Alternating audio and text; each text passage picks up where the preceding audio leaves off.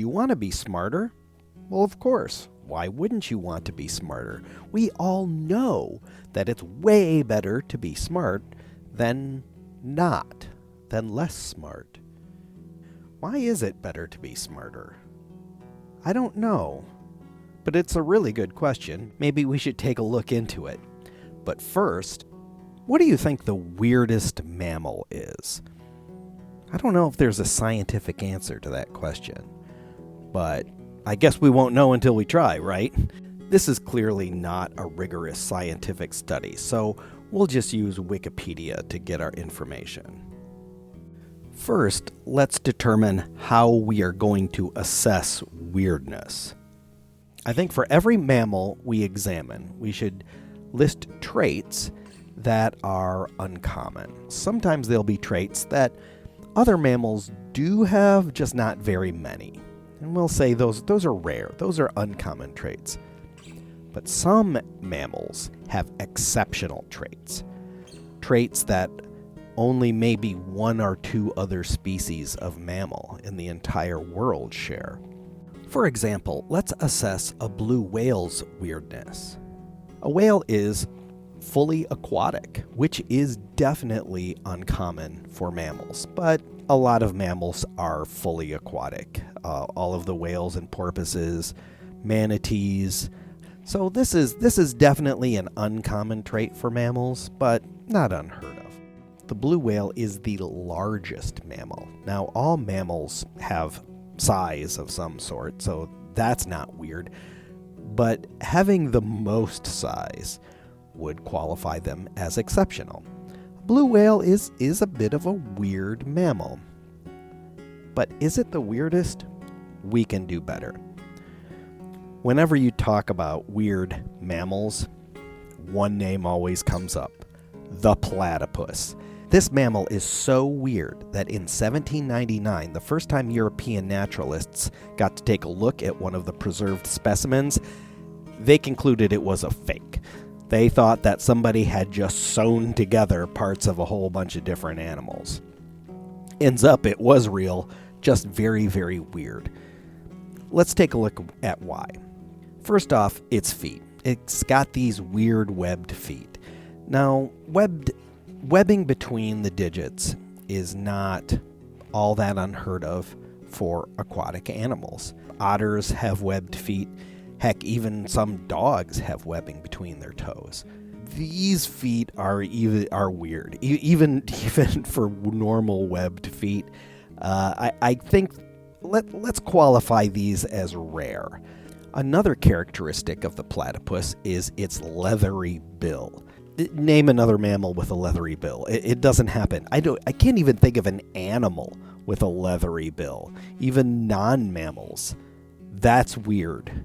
Exceptionally weird. Another very strange trait of the platypus is the fact that they're venomous. The male platypus has this special spur on its hind legs that has venom. Though it's not enough typically to kill a human, it can dispatch smaller animals. Venomous mammals, very uncommon, not unheard of. There are a few other species out there, but definitely weird. We'll say that is a rare or an uncommon trait. Another weird trait of the platypus is its large flat tail. It's sort of like a beaver tail. As far as I can tell, there is only one other animal that has a beaver-like tail. The beaver. So I guess if there are only two species with this kind of weird flat tail, we'll say that's exceptional too. One of the strangest things about the platypus is it lays eggs. Typically, mammals give birth to live young. In fact, one is tempted to say that all mammals give birth to live young, except for the platypus and the echidna. Extremely weird. And lastly, platypuses can electrolocate. When they dive under the water, they close their eyes, they close their ears, they close their nose. They're completely blind. They use electrosensors in their bill to detect living animals for hunting. We only know of one other mammal that can electrolocate, the Guiana dolphin, but it's not nearly as good at it as the platypus. We're going to have to give it the extremely weird score. So what do we have? 2 rare and 4 extremely weird traits? That's pretty good. That is a weird animal. Let's take a look at another weird one. The naked mole rat. I mean, just look at this. Is ugly a trait?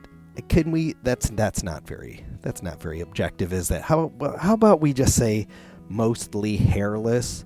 This is something that, there are definitely other mammals out there that don't have hair. Whales, hippopotamuses. Typically mammals are pretty furry, and this one is not. So we'll say that's an uncommon trait.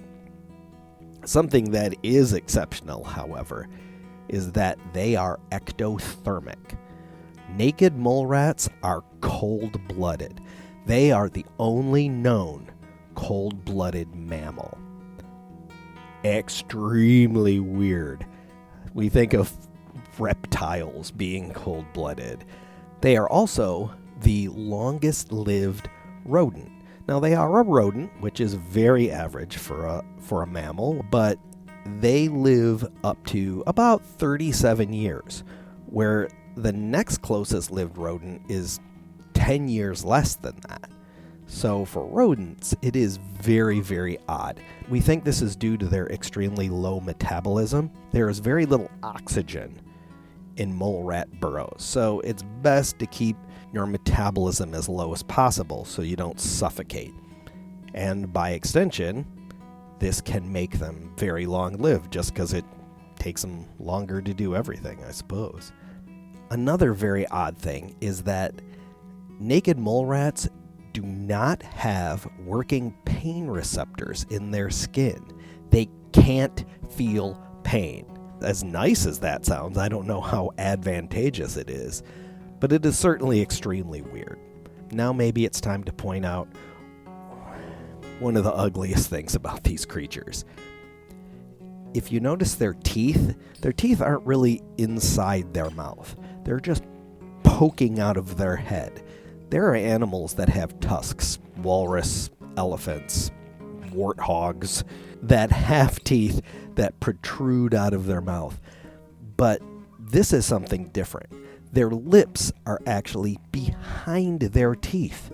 They can fully close their mouths and still use their teeth to burrow, which is nice because you can burrow pretty well without getting a whole mouthful of dirt.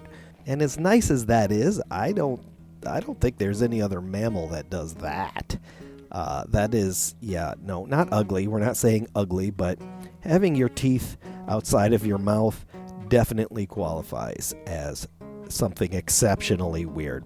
The last incredibly weird thing about these creatures is that they are eusocial. This is a term that is used for creatures that are highly social, like ants, that have a queen that can reproduce, but other females are just workers. Naked mole rats are only one of 2 mammals, and the only other mammal is very closely related, that have breeding and non-breeding castes. Also extremely weird. Let's take a look at the naked mole rats' stats. We've given them 2 uncommon traits and 4 extremely weird traits, tied with the platypus. Both very weird, excellent contenders for the weirdest mammal. There are other weird mammals, like whatever the heck this thing is, but I think we have a pretty good base that we can now take a look at what I believe may be the weirdest mammal ever on the planet. Human beings. Let's see how we stack up to these freaks of nature. First off, weird hair. If I said that the naked mole rat is uncommonly weird for hair, I'm going to have to give us this one as well. As you notice, Human beings, they have no hair in some spots, and then in other spots, all this hair. It doesn't even make any sense. I don't know any other mammal that is like bald in one spot and has this flowing mane in another. I gave it a rare mark for the naked mole rat. I suppose we should be able to take the same hit. Another really odd characteristic of humans is that we walk on two legs. Almost all mammals walk on four legs, and yet we don't. Now, there are mammals that do walk on two legs, but all of those mammals are hoppers. Kangaroo, the kangaroo rat, not related. But we don't hop. I mean, we can hop. We are two-legged runners.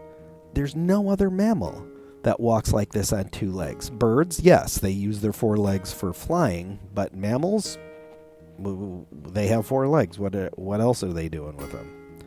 Definitely exceptionally weird for a mammal. One of the characteristics of human beings that I am most proud of and defines who I am is how sweaty we are. We are the sweatiest mammal on Earth.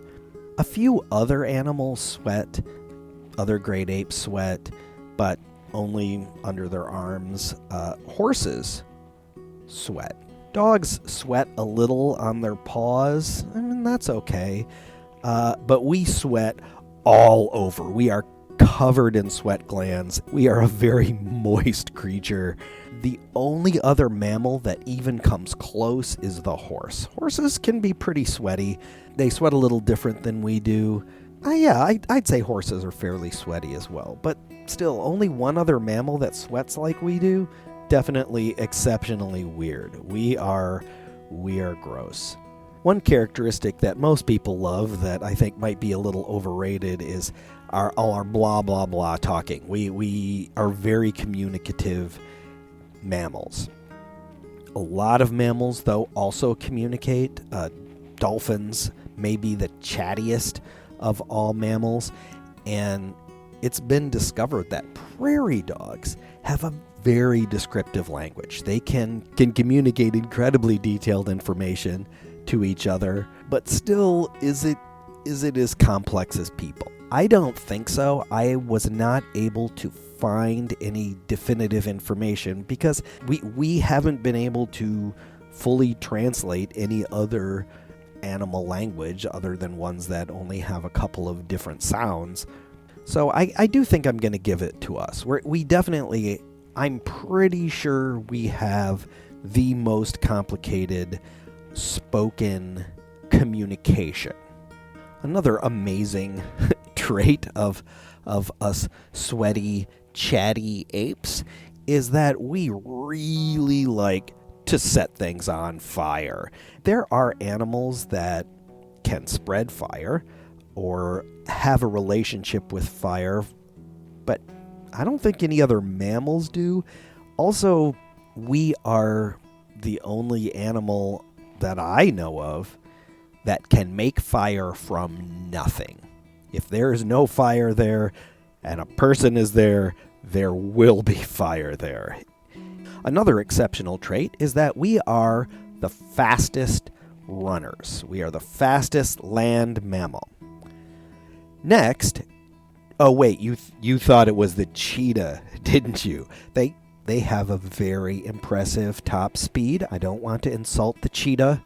They're very fast, and I respect that. However, I don't think that is the best way to look at it.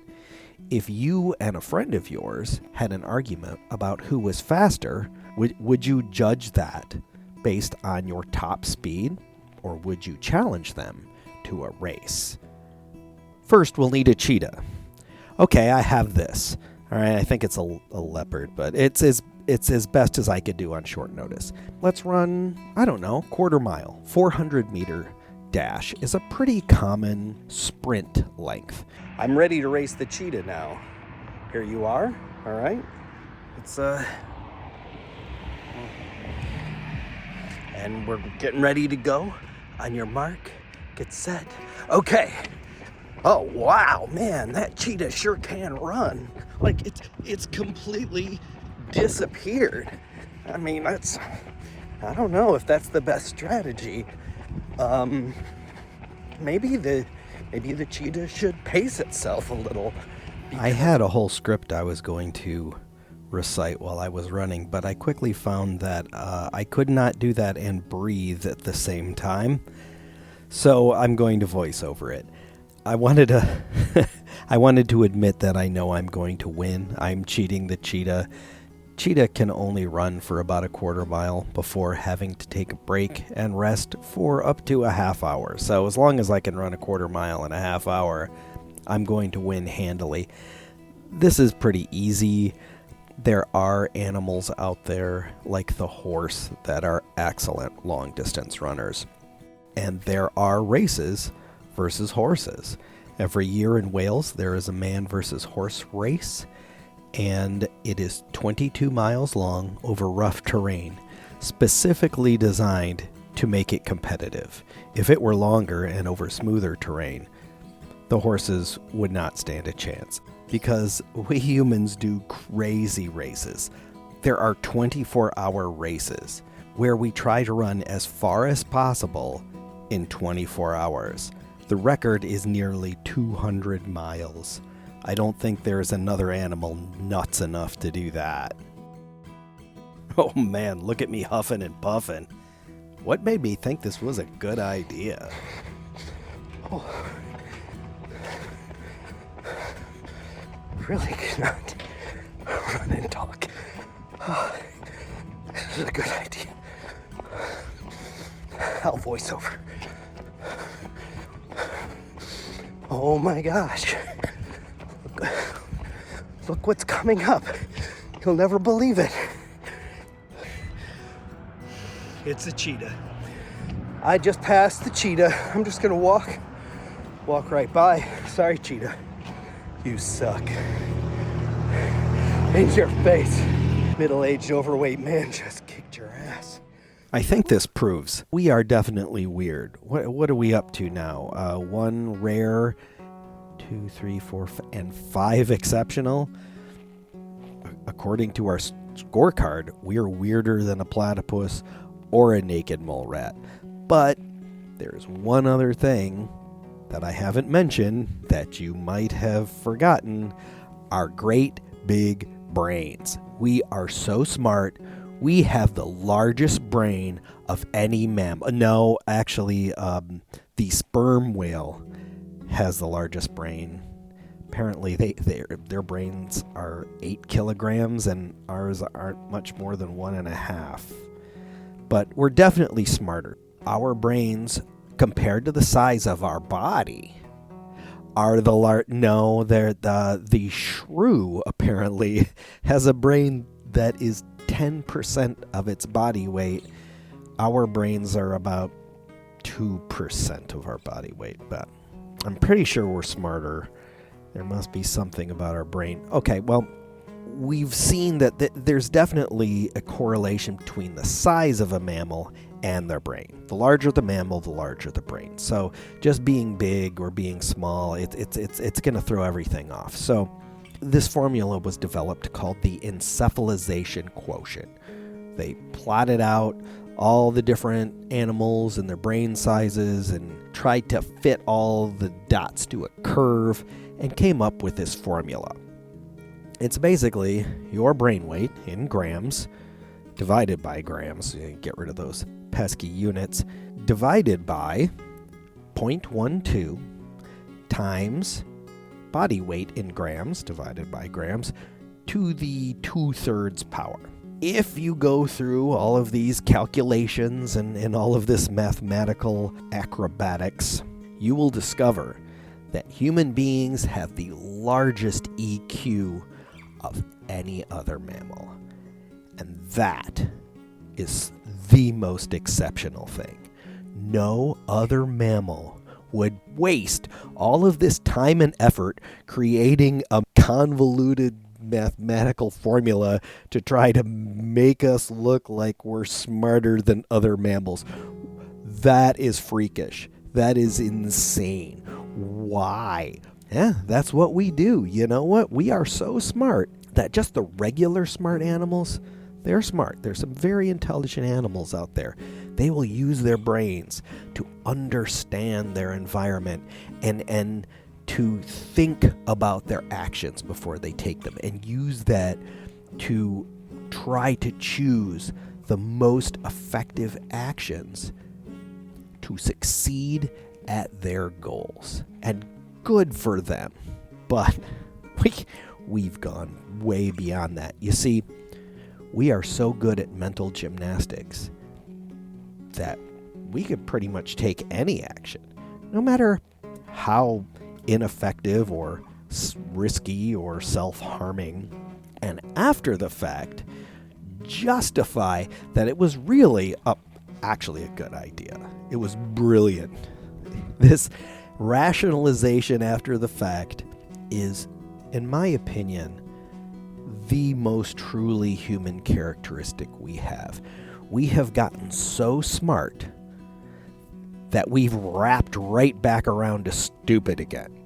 Having this painfully large brain, it's like a peacock's tail or the megalosaurus's antlers. It just went so far off the rails that one has to question, is it still really helpful? Is it a good idea to be as smart as we are? I don't know. But it is an excellent question. Here I am using my big brain to now wonder if it's a good idea to have a big brain. My belief is human beings are by far the weirdest mammal, with very little close second. I'm sorry, Platypus. You're very weird. You're worthy of mention, but you can't compete with this kind of dysfunction. We're sweaty and we set things on fire and we overthink everything, and don't get me started on war, poverty, homeowners associations, bigotry, reality television, trans fats. I guess the point of all that was that we have been given an exceptional brain. Like a sports car, it is a high-performance machine, and it should be expected that it requires specialized care and training to operate it safely and effectively.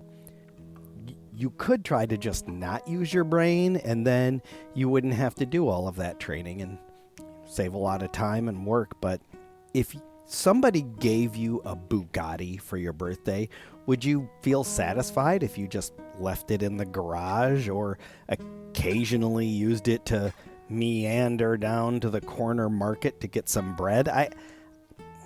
I wouldn't feel okay with that. If we've been giving an extraordinary tool, it seems like a shame to just never learn how to use it. Because you never know. One day, you might need it. So hypothetically, let's say we've spent all of this time and effort training our brain for years, practicing the most rigorous, accurate, and efficient thinking techniques. Your body health is strong, so it supports your brain with all that sugar, fat, and oxygen that it needs. You've tested your thinking abilities and have proven that they are performing near the highest level possible. Congratulations. Now what? What's the point of it? Just so you can drive your Bugatti to the store faster? So what usefulness is a brain? That's another good question that we sort of take for granted, but maybe we should be asking it. The best answer that I've been able to find to that question is that your brain is a machine designed to solve problems. Do you have any problems? I don't know you, but if I had to guess, I would think maybe you do. You must have some stubborn obstacles that are placed between you and what you want to achieve. And you probably sometimes find yourself in situations that are unpleasant and unproductive, and maybe you want to fix those things. Using your brain, just might be the answer. No promises, though. Even a perfect human brain can't instantly solve a problem regardless of how difficult it is. But I do believe that a skillfully piloted brain has the ability to solve problems faster and more effectively than a brain that's just, half phoning it in. Any time that you need to make a decision, a well-trained brain will make it faster, easier, higher quality solutions if you can master the controls and operation of that problem-solving machine in your skull. That is a very good reason to learn how to use your brain as well as you can, to be able to solve problems better, faster, and easier. And I don't just mean problems like a train leaves Cincinnati traveling west at 80 miles per hour. I mean real problems in your life. Problems relating to your health, your finances, your relationships. Thinking as well as you can has the potential to improve almost every aspect of your life. Some people claim that rational thinking can't be used to solve every problem. Yeah, I think those people are just deliberately trying to mislead you into making bad decisions that benefit them at your expense. So try to ignore them. But wait, I think maybe that is another reason to think better. Because there are a lot of other brains out there that are solving problems too. Sometimes your behavior is an obstacle between other people and their goals. And their goals are almost always to take your money. Don't underestimate what these pyromaniacal apes, like yourself, might do to get it. They'll probably try violence first. That's a typical human behavior. But if that isn't a practical tool for them to use, maybe because their culture frowns upon violence, or more likely just because you're stronger than they are, they'll have to shift to different tactics. Tactics that, instead of attacking you physically, prey on your mind, using persuasion, harassment, intimidation, deliberately confusing and disorienting you. And just like you can learn how to defend yourself physically with martial arts or a really sick weapon, you can also learn to defend your mind from mental attacks. What do these attacks look like? Well, the most blatant are con artists, scammers. This was described in 1849 in the New York Herald in an article entitled Arrest of the Confidence Man. For the last few months, a man has been traveling about the city known as the Confidence Man. That is, he would go up to a perfect stranger in the street, and being a man of genteel appearance, would easily command an interview. Upon this interview, he would say, after some little conversation, "Have you confidence in me to trust me with your watch until tomorrow?" The stranger, at this novel request, supposing him to be some old acquaintance, not at the moment recollected, allows him to take the watch, thus placing confidence in the honesty of the stranger, who walks off laughing, and the other is supposing it to be a joke, allows him to do so. In this way, many have been duped. And this was back in the good old days before mass media, when criminals had to scam you in person. Or they could use the U.S. mail. Mail scams were very widespread back then and affected people so much that in 1872, the United States Congress enacted the mail fraud statute to allow prosecution of scams that use the postal service. But then the telephone came into wide use, so scammers then exploited that communication system until Congress had to add wire fraud to the criminal code in 1952. But now we live in the information age. Scammers use countless numbers of communication channels and software applications to find new marks.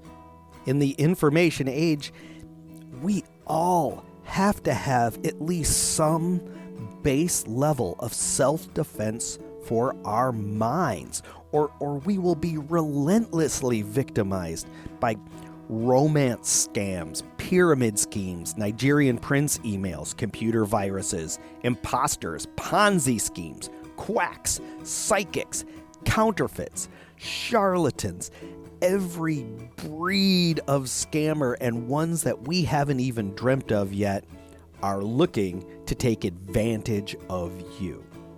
But not all misinformation rises to the level of criminality. It seems like everyone wants something from us: our money, our loyalty, our love, our support, our vote. And there are endless amounts of salespeople, advertisers, marketers, public relations writers, public service announcements, press releases, sham awards, telemarketers, junk mail, crap mail, debt collectors, police officers, used car salesmen, sleazy middle managers, neighborhood bullies, all trying to manipulate us for their benefit and not necessarily for ours.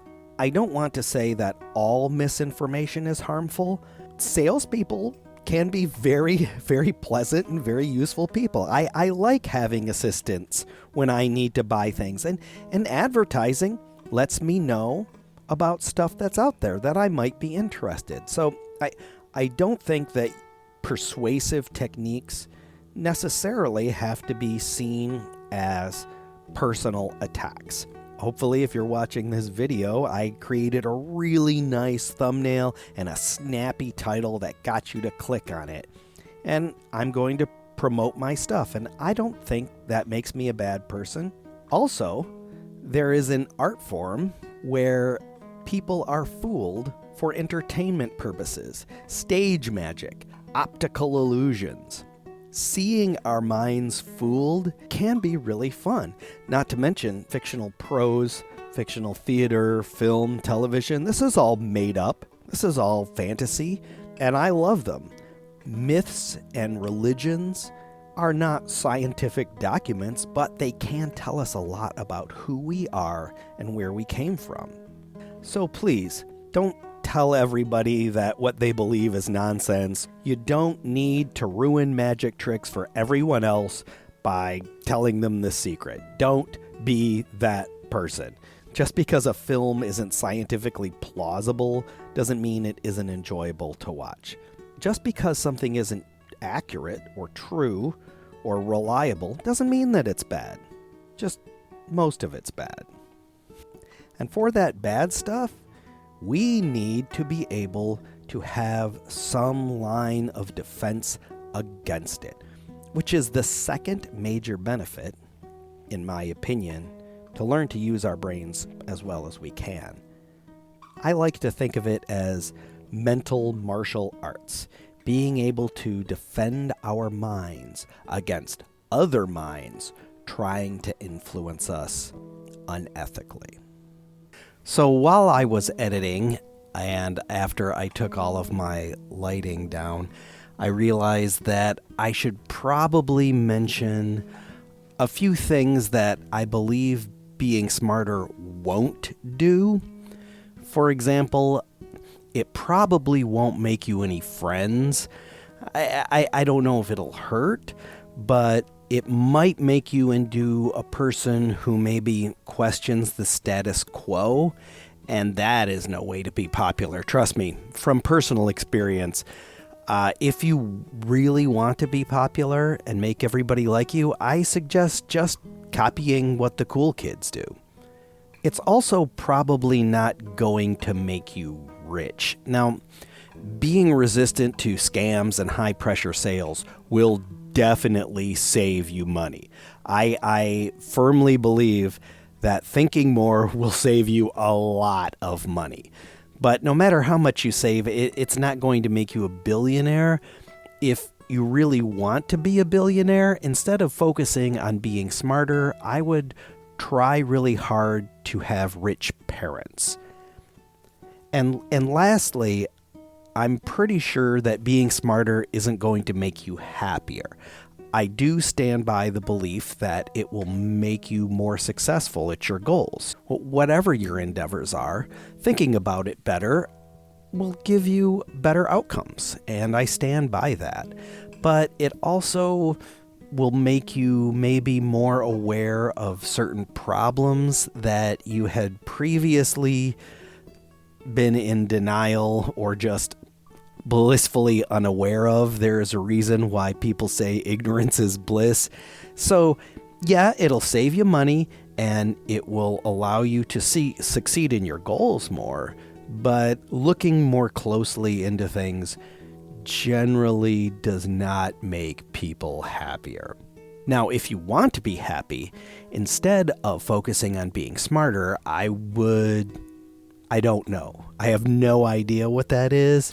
But I am pretty sure if somebody tells you that they know, they're probably scamming you. So I think those are two pretty good reasons. One, learn to use your mind to accomplish your own goals. And two, learn to use your mind to keep from being a victim of somebody else's goals. Yeah, I guess being smart can be valuable. All right, let's do it. Yeah, let's be smarter. What the heck?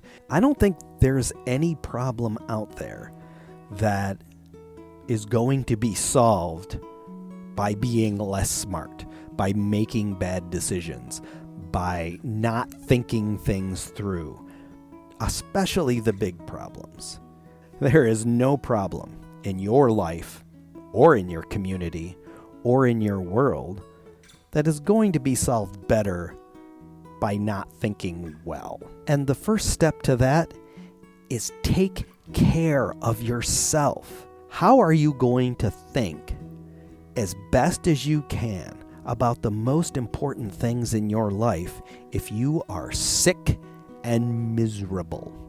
Being sick and miserable is never a solution. So please, take care of yourselves and make good decisions. Okay, my first video for the Behavioral Logic channel is done. I hope that it was less painful to watch than it was to make. I assume I'm going to get better at this. It'll become easier for me and a better product for you. But until then, if you have any feedback, what you thought worked or didn't work, I want to learn. I want to grow as an educational video maker. So please roast me in the comments. Do your worst. It'll build character. I'm working on my next video, which is exploring the definition of intelligence. So that's going to be a spicy one. I have videos planned soon about computers, the Raspberry Pi. I've got a couple right here. And I also have some videos planned about neuroscience and the brain. So if any of those things sound interesting to you, please subscribe so you'll be notified when those happen, and you'll probably enjoy at least 25% of my content.